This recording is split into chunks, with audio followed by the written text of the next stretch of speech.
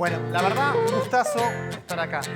Este tráiler que acaban de ver, algo interesante que tiene es, no sé si lo saben, pero el equipo de marketing de Ubisoft trabaja sobre la base del juego real. O sea, quiere decir que a la base, todo esto que acaban de ver estuvo hecho en el motor de juego que utilizamos también para producir el juego y lanzarlo. Con lo que es muy interesante, si ven la calidad, ver que hoy en día la industria de videojuegos llega a utilizar una tecnología que hace unos años era completamente ignorada por la industria del cine y por la industria de la televisión, y hoy en día está compitiendo directamente en calidad y que de hecho anticipamos va a llegar exactamente a la misma calidad del cine de hoy en día. Sobre la presentación de hoy yo tenía pensado hablar de preproducción, concepción. Es aburrido, es realmente muy aburrido. Si quieren, y si no se ofenden, puedo cambiar el tema un poquito y contarles un poco qué fue la producción de Assassin's Creed Syndicate y contarles un poco los secretos del sistema de animación que utilizamos. Pero depende de ustedes. Lo que tenemos, de hecho, que es impresionante. ¿Quién conoce? Bueno, levantaron un poco la mano, pero ¿quién jugó realmente a Assassin's Creed? Levanten la mano. Okay. ¿Quién jugó Brotherhood? Wow, bueno, ese es el primero en el que trabajé, por suerte. No sé si saben un poquito cómo funciona la estructura de trabajo en Ubisoft. De hecho, ¿quién conoce a Jade Raymond? Jade Raymond, ¿no? ¿No la conocen? Bueno, si quieren pongan en internet Jade Raymond, van a tener una sorpresa. De hecho, fue un poco la persona una de las primeras productrices de la licencia.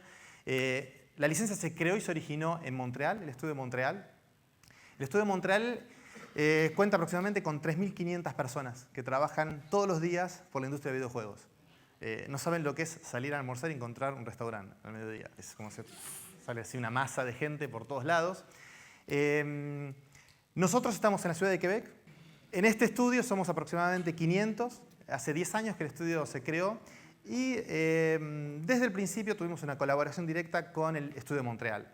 Eso es algo que nos permitió, digamos, aprender muchísimo, porque realmente había gente muy, pero muy grosa de la industria de videojuegos, y nosotros, o sea, empezábamos a abrir un estudio. Hubo mucha gente de Montreal que justamente se fue para el estudio de Quebec, y empezamos justamente a trabajar en licencias como Príncipe de Persia, una de las que fue, digamos, un poco mi sueño, porque, bueno, yo jugué la versión en DOS de Príncipe de Persia, y de repente encontrarme trabajar en la versión Wii de la versión Forgotten Son fue todo un shock.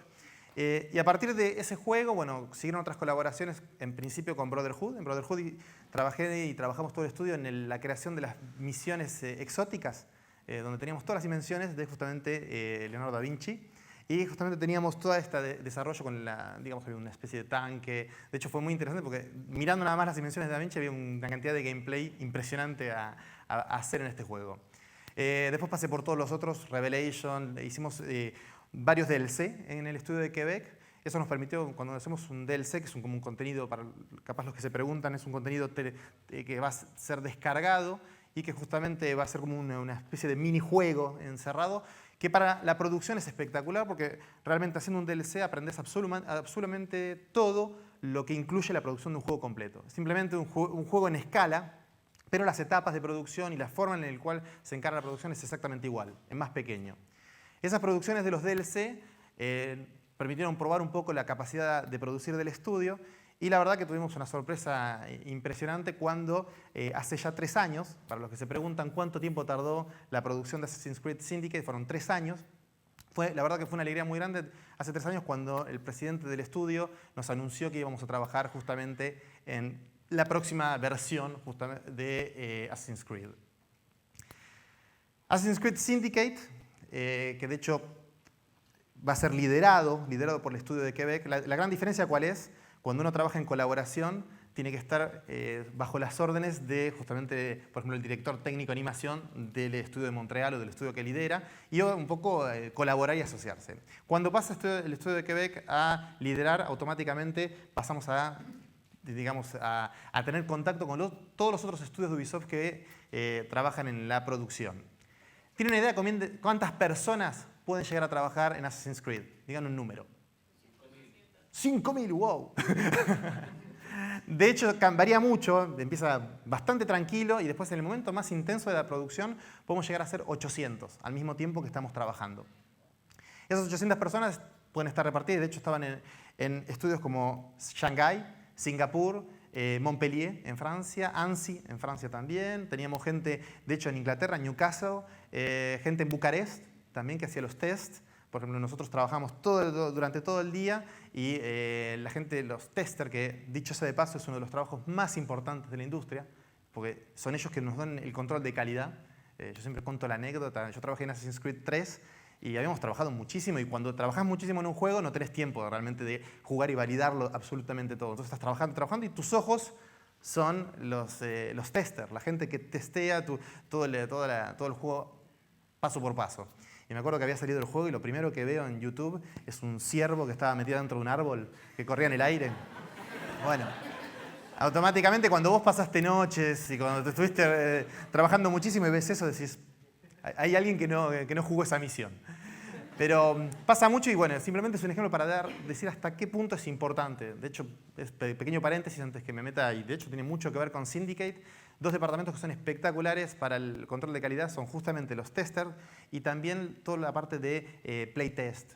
Nosotros en Ubisoft invitamos muchísima gente de distintas edades y de distintos orígenes justamente para que jueguen al juego antes que salga al mercado. Y eso nos da una información impresionante de justamente qué está funcionando, qué no funciona. Es interesante ver cuando, durante el tiempo que están jugando, tenemos cámaras que están mostrándonos la cara de la persona que juega, las manos, también para validar toda la ergonomía de los controles, porque a veces si vemos que para hacer algo bastante sencillo en el juego, vemos que la persona tiene que tener como 3 o 4 dedos en el control, no es lo mejor. Entonces es muy interesante como ver las reacciones, decir, es una mecánica de juego que uno creó y de repente ves si gusta o no gusta, en tiempo real. Estás viendo la cara del jugador y a veces es gracioso, hay comentarios como, sí, lo vi, movió un poquitito acá, justo cuando estaba saltando, lo vi que su párpado se levantó un poquito y está alegre, está contento. O sea, es un poco a chiste, pero es impresionante cómo toda esa información nos da un poco una curva de intensidad, una curva de mismos de aprendizaje. Cómo podemos validar que lo que estamos queriendo hacer, que es una experiencia, y eso es algo que es impresionante, lo diferente que es nuestro arte. Porque mismo en el cine, mismo en la televisión, de hecho, muchas veces estamos celosos de decir, tiene un espectador, tiene alguien que se queda quieto y le mandamos emociones. Pero en un videojuego estamos viviendo con todas las emociones de todas las personas y con todas las diferencias de todas las personas. Es increíble como cuando en los playtests le decimos a una persona, bueno, tenés que ir de punto A a punto B. Sencillo, no es muy complicado. Y bueno, como de 10 personas, justamente 10 van a hacer cosas diferentes. O sea, como todos van a buscar y tratar cosas que ni siquiera habíamos pensado. Entonces, esa libertad justamente de sentir emociones hace que el desafío es enorme, para hacer algo bueno.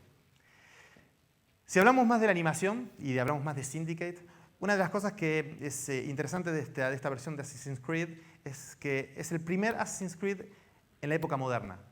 Estamos en el Londres victoriano, en el momento que la industria, digamos, la revolución industrial está en su punto máximo de expansión, y donde encontramos justamente que aparecen las máquinas a vapor, los trenes, aparecen las primeras reglas de tránsito, o sea, porque todo empieza a ser un caos, ahí las grandes ciudades empiezan a amontonarse la gente a más no poder, y encontramos donde aparece la policía, por primera vez este estado como policía oficial, en donde justamente va a haber un control de tránsito, va a haber un control de las normas justamente de la sociedad. Es impresionante ver, por ejemplo, cómo ya no se puede andar, por supuesto, con la calle con una espada de 2,5 metros, porque sería un poquito sospechoso. Entonces, como todo el tema de las armas, todo el tema de la forma de combatir y la forma justamente en el juego de las mecánicas originales mismo de Assassin's Creed, cómo todo tenía que ser revisto. De hecho, algo muy sencillo a pensar, por ejemplo, que fue uno de los primeros problemas que encontramos, fue el hecho de que nosotros reconstruimos directamente a partir de la base del mapa del Londres victoriano de la época. O sea, quiere decir que directamente tomamos como si fuera Google Map, dijimos, bueno, este es el mapa de la época, y empezamos a construir toda una ciudad de cero, y la primera cosa que nos dimos cuenta es que la ciudad ya empezaba a tener una altura mucho más importante que otras ciudades del pasado. O sea, no estábamos más en Francia, en la época de la Revolución Francesa, no estábamos más en Italia o en Roma, donde teníamos una cierta altura, pero estábamos todos hablando de 2, 3 pisos, 4 pisos. Londres victoriano, ya la explosión de gente hace que las construcciones suban muchísimo más altas, Y nos hizo reflexionar en nuestro primer útil o mecánica para ayudar al usuario a tener una experiencia diferente, que es el Rope Launcher. No sé si lo vieron, es ese truco que tiramos justamente para poder subir los edificios. Y es algo que es muy interesante porque nos permite, yo tuve la suerte de jugar, es más, es interesante cómo nos podemos dar cuenta si un juego está yendo bien, por lo menos cuando empezamos a sentir que, mismo cuando jugamos, cuando nos empezamos nosotros mismos a entusiasmar. Y el Rope Launcher justamente nos permite ir muy rápidamente subir y desplazarse justamente en edificios muy altos, tanto en la vertical como también poder ir en la horizontal, o sea, poder pasar, porque teníamos un problema que el que haya jugado Assassin's Creed ve que justamente subir y bajar es muy lindo a nivel de animación, es muy interesante, pero bueno, cuando lo tenés que hacer muchas veces comienza un poco a frustrarte. Y bueno, ver que hoy podías disfrutar de la animación, pero al mismo tiempo decir, bueno, estoy justamente en este lado de la calle Corrientes, tengo que ir a la vereda de enfrente, en vez de bajar justamente por cruzar la calle y volver a subir, simplemente me puedo desplazar y cambiar. Eso simplemente para darles un ejemplo de cómo la animación y los sistemas aportan soluciones a las características de los niveles. Y en este caso, en el caso de Assassin's Creed, que es una licencia con una magia muy importante porque justamente busca el sueño de todo ser humano, que es un poco viajar y moverse en la historia. Cómo la animación va a reforzar, justamente dando soluciones a los problemas que vamos a encontrar en el gameplay. Otro gran desafío que tuvimos fueron los vehículos. Algo que pasa muchísimo en la industria de videojuegos es que las simulaciones cada vez están siendo más avanzadas y el uso de la física, del cálculo de la física, es impresionante. Yo siempre lo digo, es raro tener, por ejemplo, un colega de trabajo que tiene un doctorado en física. O sea, tener un programador que tiene un doctorado en física, vos decís, ¿qué hace? ¿Qué hace este muchacho acá en la industria de videojuegos? Y cuando le preguntás, dices, ¿qué estás haciendo acá? Y dice, bueno, porque acá puedo hacer todo lo que no puedo hacer en ningún otro lado. Porque realmente el cálculo de la física y lo que está haciendo es exactamente el sueño del pibe físico. ¿Por qué? Porque calcular la realidad es algo que es fantástico, fantástico. Eso es lo que estamos viendo muchísimo en la industria, y esto, a mí me encanta hacer paréntesis y hablo mucho, perdonen, es el hecho de justamente la lógica del cerebro. Cómo el cerebro se lo puede un poco como engañar, digamos, en las emociones y hacerlo justamente compenetrarse y meterse en una historia, en una emoción. De hecho, no necesitamos un sistema digital muy sofisticado. O sea, estoy seguro que muchos de ustedes leyendo un libro, en algún momento se metieron adentro de ese libro y estaban completamente dentro de la escena y donde el mejor motor de render que se puede tener, que es nuestro cerebro, les creaba toda esa realidad y todo ese ambiente de ese libro.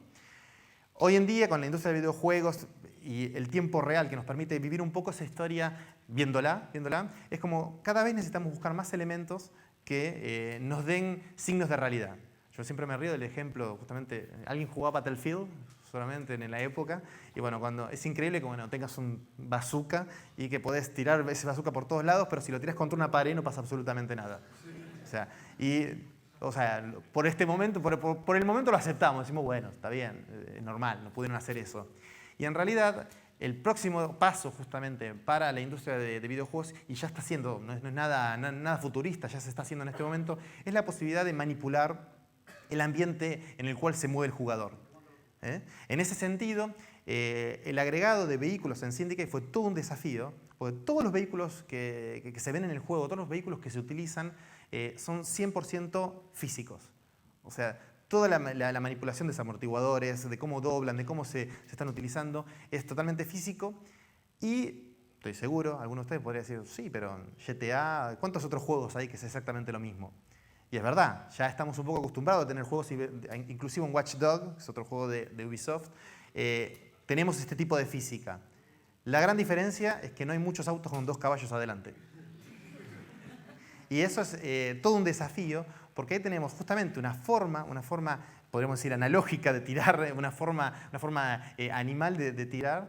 Y tengo una anécdota bastante interesante, porque discutimos mucho en el equipo en el momento que decíamos, ¿cómo haces cuando tenés que destruir una carreta?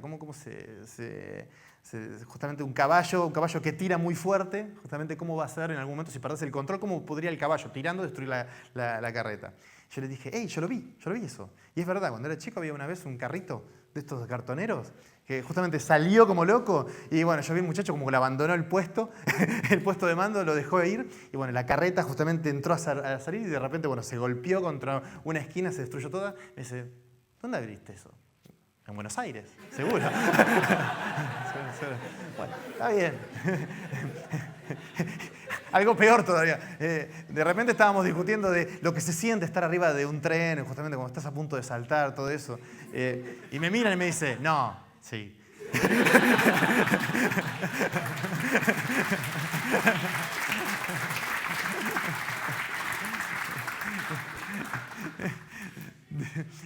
De hecho, es bastante interesante como toda la creación de un videojuego, el equipo de producción, cómo funciona y cómo es muy lindo poder contribuir a una parte del juego. Cuando está el game designer o el director creativo y de repente uno puede decir, uno o cualquiera del equipo dice un comentario, ay, podríamos hacer tal cosa. Y 99% de las veces no pasa, pero cuando pasó es una alegría bárbara, porque bueno, ver que eso se va a encontrar en el juego final es realmente muy, muy bueno.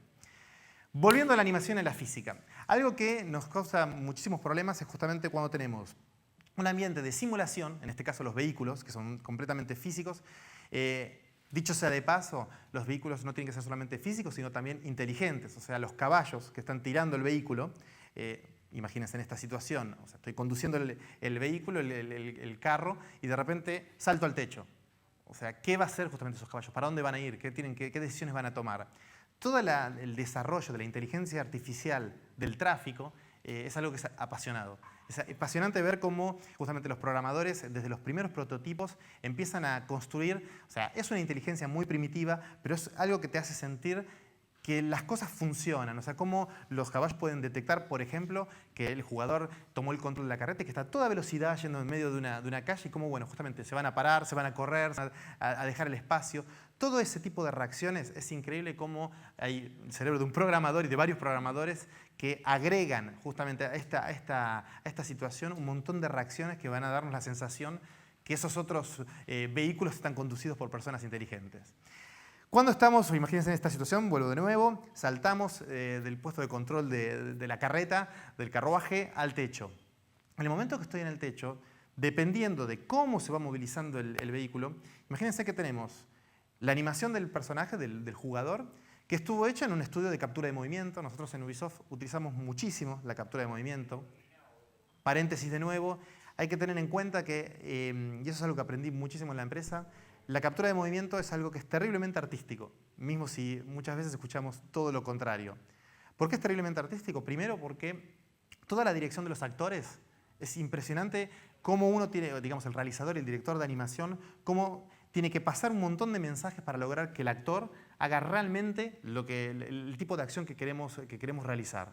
Y después es impresionante el control que tiene el animador para modificar esta idea de base y dar justamente muchísimo más nivel que un actor es imposible que piense. Por ejemplo, el qué hace con las manos, o qué hace justamente con la cadera y cómo se va a mover, que después que tenemos toda esta información en la captura de movimiento, cómo hay un trabajo muy artístico de justamente lograr que eso se integre perfectamente con el resto de todas las animaciones que tenemos. Dicho ese paso, ¿saben cuántas animaciones tenemos en Assassin's Creed Syndicate? Bueno, los que estuvieron allá ya lo saben, no vale. Bueno, no tienen derecho a hablar, bueno, lo voy a decir si no. Tenemos 15.000 animaciones. 15.000 animaciones. Yo creo que si las podemos poner una atrás de otra, tendríamos varias películas. Creo que tenemos toda la colección del Señor de los Anillos. Si las ponemos todas juntas. Es muchísima información. Y sobre todo, en esta versión de Syndicate que, como ustedes saben y que como vamos a ver dentro de un ratito en otro video que seguramente ya vieron, es la llegada de nuestra jugadora principal, que es Evie Fry, que por la primera vez en la licencia vamos a tener una jugadora principal en el juego principal que va a ser una mujer. Eso agrega una cantidad de trabajo importante, porque justamente tendríamos que tener como prácticamente las dos versiones, ¿no? Un poco la versión del hombre y la versión de la mujer. Volvemos a mi ejemplo de carruaje. Tenemos este player, este jugador que está en el techo y donde esa animación ha estado creada, se creó, la animación por ejemplo de balancearse, se crea justamente en el estudio de mockup. Es sencillo a veces, de hecho es muy interesante como a veces, de hecho teníamos una especie de carreta un poco en plástico, en madera, y bueno, para hacer el balanceo hay dos muchachos que la balancean y el otro que trata como puede de sobrevivir ahí arriba. Tenemos esa información que va a estar integrada en el juego y de repente justamente la carreta va a doblar, justamente va a agarrar una cuneta, un pozo, lo que sea, y en ese momento, digamos, es donde empieza la parte interesante de la parte técnica de la animación.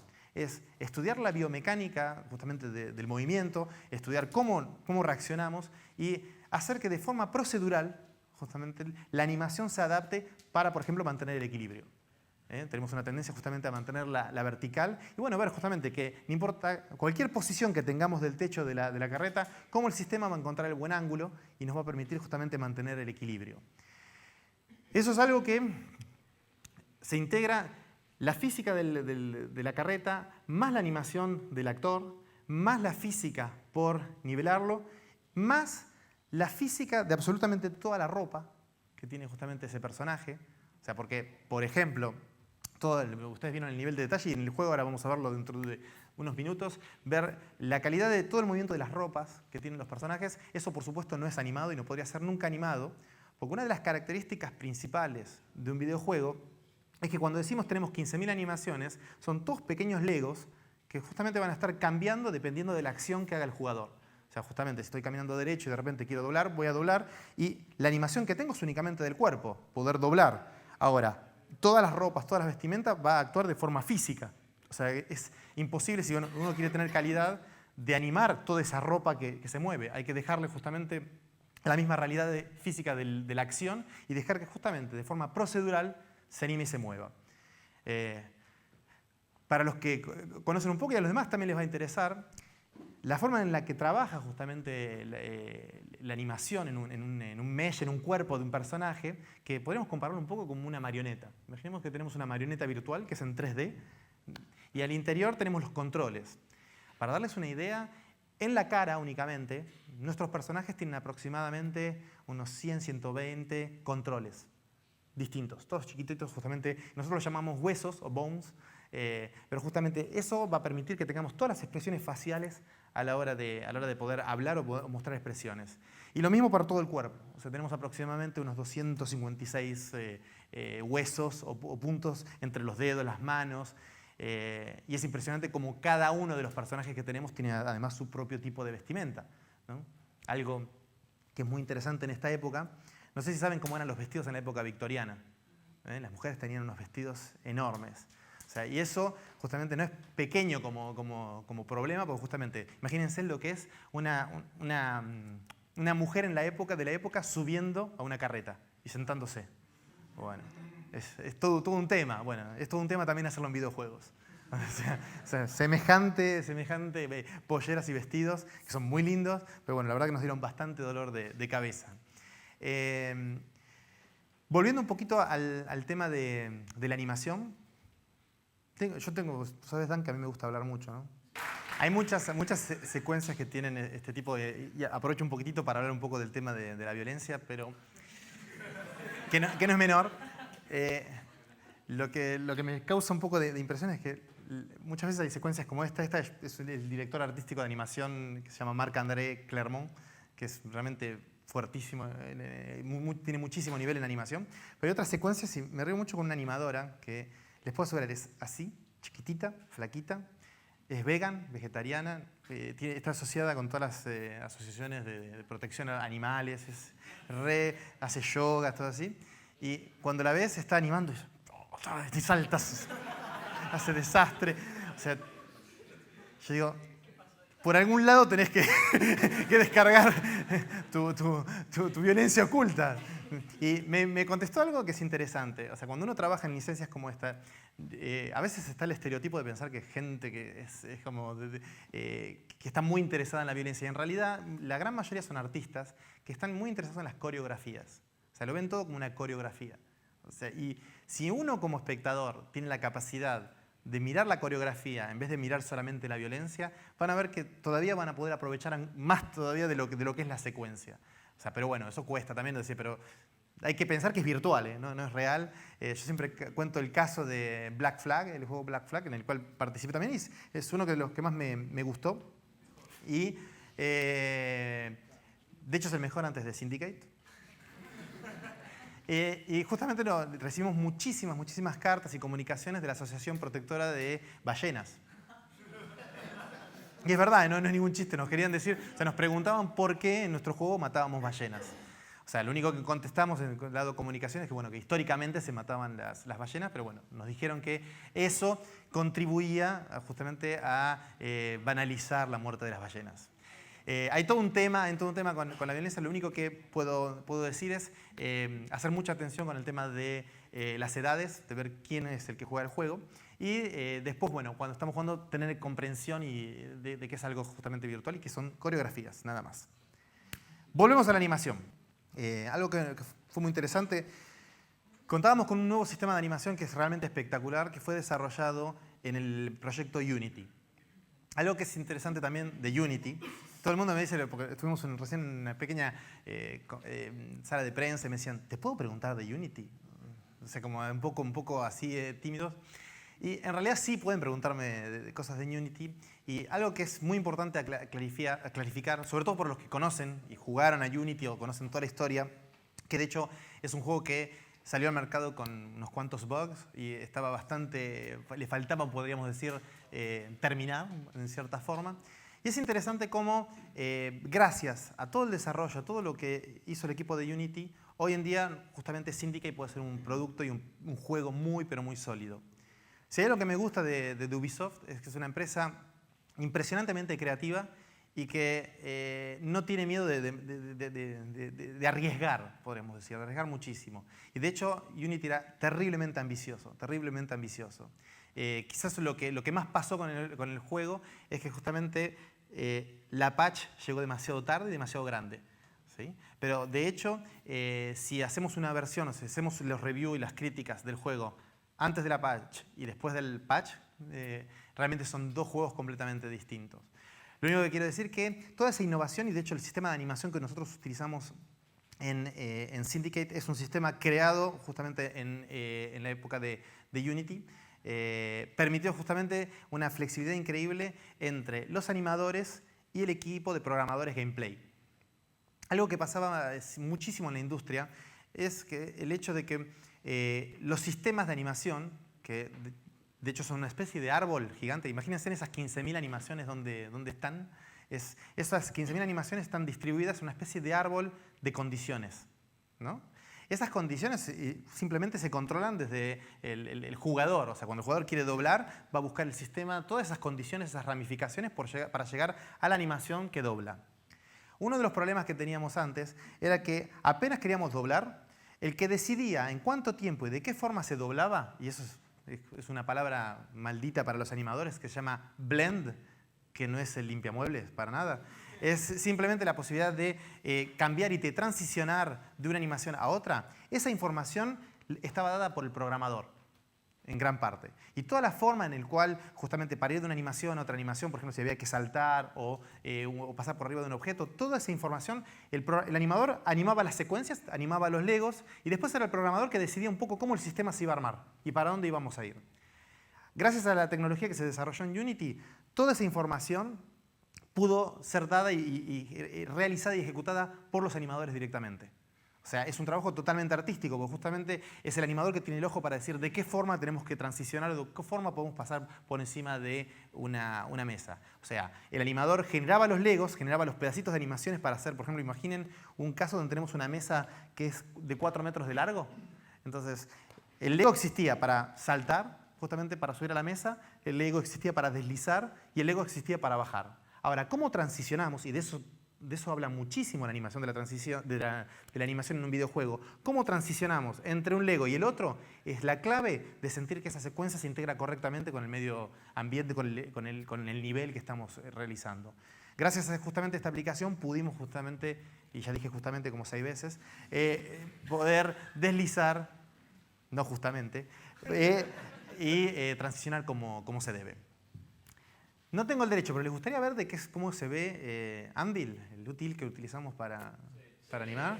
Bueno, Trabajamos con tres monitores. Tenemos 3 monitores, o sea que llenos de radiación. Y básicamente lo que tenemos es esto que se ve acá. ¿Lo llegan a ver un poquito? Bueno, esto es una partecita solamente. Una partecita solamente de lo que es las condiciones de este árbol que yo les contaba. Que más que un árbol parece una especie de telaraña o un ovillo de lana. Y justamente eso es lo que decide cómo los personajes se van a ir desplazando. Anvil es el editor que la compañía utiliza la gran parte de todos los proyectos. Y lo que es interesante, el editor, que se llama Anvil, no es el motor. O sea, el motor de juego, que es justamente el código, el programa que hace que todo funcione, puede ser cambiable. O sea, ¿qué quiere decir? Que nosotros, de hecho, el motor que utilizamos se llama Scimitar, ¿sí? Y el editor es como una especie de simplemente la interfaz, el UI, como podríamos decir, para que justamente el equipo de producción pueda desarrollar el videojuego. ¿Mm? Ahí tenemos a nuestra personaje Evie. Pero bueno, trabajar en la industria de videojuegos tiene una característica que es que al mismo tiempo que estás produciendo el videojuego estás desarrollando un software. Y la cantidad de crash y la cantidad de problemas que tenés en la producción, los tiempos de producción son en gran parte o sea, perdidos un poco en frustración, podríamos decir. Y ya eso lo digo para la gente mismo que trabaja y que va a trabajar en la industria. Si hay algo que hay que desarrollar en la industria de videojuegos es la paciencia. Muchísima paciencia. Perfecto. Entonces, voy a seguir con un poco cómo funciona el sistema de animación. Como yo les decía, tenemos toda esta parte física que se adapta un poco de forma... La animación se adapta de forma procedural a esta física cambiante. Y después está todo el control de lo que son los distintos elementos del nivel. Algo que es muy interesante es de qué forma el personaje puede saber que en este caso hay un borde y que bueno, si sigue caminando se va a caer. Es impresionante la cantidad imagínense un poco, como si este personaje estuviera caminando y al mismo tiempo que lo estamos desplazando, hay un montón de rayos que salen de él y está todo el tiempo escaneando el medio ambiente. Y cómo puede detectar sin ningún tipo de problemas los diferentes puntos de límite de las superficies. Algo que es muy interesante, es tan preciso eso y a mí me impresiona que eso se haga en tiempo real a cada frame, a cada segundo que estamos jugando. Es cómo puede detectar las diferentes medidas del medio ambiente. Por ejemplo, cómo simplemente, y esto pasa así de fácil, un modelador, sí, el que hace el modeling justamente del nivel, si hace una extrusión y, por ejemplo, genera un escalón, cuando lo genera de la medida correcta, no tiene que dar más información prácticamente al sistema. Simplemente al generar el mesh y poniéndolo en la map, digamos en el nivel, automáticamente cuando vamos a caminar por ahí, el sistema va a reconocer que eso es un escalón y el pie va a subir. Y va a adaptarse para justamente poner el pie en el buen escalón. Eso realmente es impresionante porque permite simplemente al modelador trabajar. De hecho, tiene que trabajar, y eso es para toda la gente que hace modeling, es muy importante, con unas métricas pero muy precisas. Es increíble cómo nosotros controlamos, y eso es muchísimo la parte también de animación, porque cuando hay bugs, cuando hay problemas, por ejemplo, a veces nos pasa, el escalón no lo ve y pasa el pie por encima o está haciendo una animación demasiado alta. Y eso es a veces porque simplemente el modeling es 2 o 3 centímetros más alto de lo que tendría que ser. O sea, es muy importante justamente trabajar en la modeling, es una exigencia impresionante trabajar a la medida y ver que justamente los sistemas van a adaptarse a ese modeling que fue hecho directamente en el departamento de arte. Otra cosa interesante, tenemos el concepto de guías. Uno de los sistemas que utilizamos en Assassin's Creed se llama HumanIK. HumanIK es un sistema que desarrolló Ubisoft en conjunto con Autodesk. ¿La conocen la empresa? Es chiquita. Justamente Autodesk, en colaboración con Ubisoft, desarrolló un sistema para utilizar el sistema de Aiki, que es básicamente un sistema de Aiki. ¿Se acuerdan cuando les di el ejemplo de esta carreta que se movía todo el tiempo en física? Bueno, hay un sistema que tiene que hacer que los pies queden pegados a la superficie, ¿sí?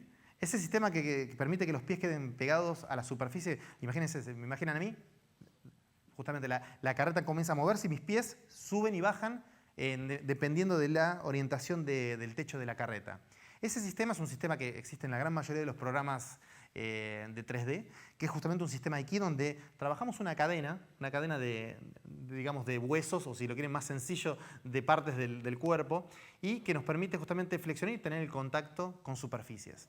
Algo muy interesante que desarrolló ya desde uno de los primeros Assassin's Creed, Ubisoft junto con el equipo de Autodesk, es la posibilidad de no solo trabajar a nivel de las extremidades, sino trabajar a nivel de todo el cuerpo. Es prácticamente como una marioneta. Es una marioneta donde podemos tirar, empujar y podemos modificar la estructura inicial de la animación. Estamos seguros, y eso no hay ninguna duda, que dentro de 4 o 5 años, pongamos, seamos pesimistas, 10 años, los pipelines de producción de películas se van a parecer muchísimo más a los pipelines de creación de videojuegos que a lo que se parecen a lo que hoy en día están haciendo las películas y las series animadas. Con lo que, bueno, eso puede traer varias cosas distintas. Primero, muchísimo más trabajo para la gente que justamente estudió y trabaja en la industria de videojuegos, y justamente todo este mezclar y este final de tribus diferentes y empezar justamente a crear productos que justamente sean flexibles y que sirvan tanto para el cine como para los videojuegos, como para las series animadas, con los mismos útiles, con los mismos sistemas de producción. Lo que les quería contar justamente, que ahora lo van a ver mientras hablo, es lo difícil que es calcular justamente un salto entre varios vehículos que se están moviendo al mismo tiempo y que están controlados por inteligencia artificial. O sea, si me siguen un poco lo que estamos diciendo, imagínense en toda una calle donde están estos vehículos moviéndose por inteligencia artificial y de repente el jugador quiere saltar de uno a otro, y no solo el jugador, los NPC, los personajes que no son principales, van a también saltar entre los techos. Lo mismo con los trenes, ¿sí? Cómo hacer como cuando un tren está andando, poder calcular si está doblando ese tren o si está justamente yendo derecho. Y una de las cosas que fue impresionante fue un sistema de predicción que se generó para hacer eso. Es impresionante cómo matemáticamente, dependiendo de lo que está haciendo algo, cómo podemos predecir dónde va a estar en el tiempo siguiente, podemos decir. Con lo que el sistema de predicción, y hace que la animación luzca muy, pero muy bien, hace que cuando ejecutamos el salto, al momento que estamos saltando, el objetivo del punto de llegada de este salto del jugador no es donde está la posición actual de la carreta, sino es dónde va a estar en unos frames en el tiempo, dentro de unos frames. Todo eso calculado matemáticamente. Es impresionante, impresionante, porque ya vuelvo a insistir, todo lo que vemos en la ciudad está dirigido por la física o por la inteligencia artificial, donde no hay ningún tipo de control y donde justamente hay que adaptarse, y es una de las grandes características de Assassin's Creed, que es uno de los mundos más open world que podemos jugar, o de los juegos más abiertos que podemos encontrar en el mercado. No sé si ahí estamos saltando. Va tranquilo, va todo tranqui. Algo que es muy interesante es toda la gestión de la destrucción también. Toda la gestión de la destrucción, cómo lograr que justamente las colisiones afecten la malla, podríamos decir, la estructura del vehículo, el sistema de amortiguación. Eso es un gran trabajo de level design, de los designers. Pasan muchísimas horas accediendo a todas las propiedades que tienen los vehículos y tratando de encontrar el punto justo. Cuánto se tiene que destruir un vehículo para justamente sea interesante en el gameplay, que no sea frustrante, y cómo cada elemento, una rueda, la cabina, todo tiene valores diferentes para que el todo colabore justamente con el design. ¿Estamos? Bueno. Gracias, Pablo. Gracias.